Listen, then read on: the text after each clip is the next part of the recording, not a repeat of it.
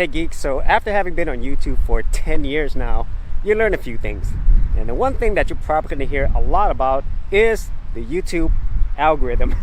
And today I'm going to talk about tricking the YouTube algorithm, because as you are doing YouTube, you're going to see a lot of different ways in which you could try to be seen and pushed by the YouTube algorithm, whether it's sensational titles and headlines, whether it's really mysterious and eye-catching thumbnails, or maybe you're trend hacking and try to jump on a trend, or maybe you just happen to create something that nobody has really done before or done as well as you. And all of those things are really meant to help trigger the YouTube algorithm.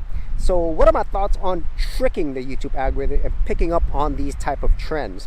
Well, in general, it may or may not work. And if you do find something that does work, the one thing about these YouTube algorithm hacks is that, well, they're normally temporary, they don't last long, and if you pick up on a hack or a trick on an algorithm that violates YouTube policies, that could actually hurt your channel.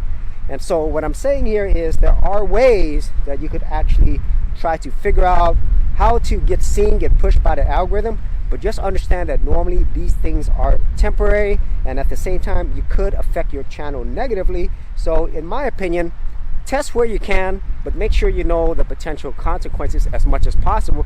But always focus on what's really important: your content, making great thumbnails and titles, and creating content that'll actually be evergreen and long-term, instead of just focusing on purely trendy type topics. Hey Geeks, if you are a brand new creator and you simply want something easy to get you started, well, I got something for you with my Creator Starter Kit. This is a super simple step-by-step guide that's going to take you from having no channel to developing your very first YouTube channel, along with ideas, thumbnail designs, and other creator tips, including marketing.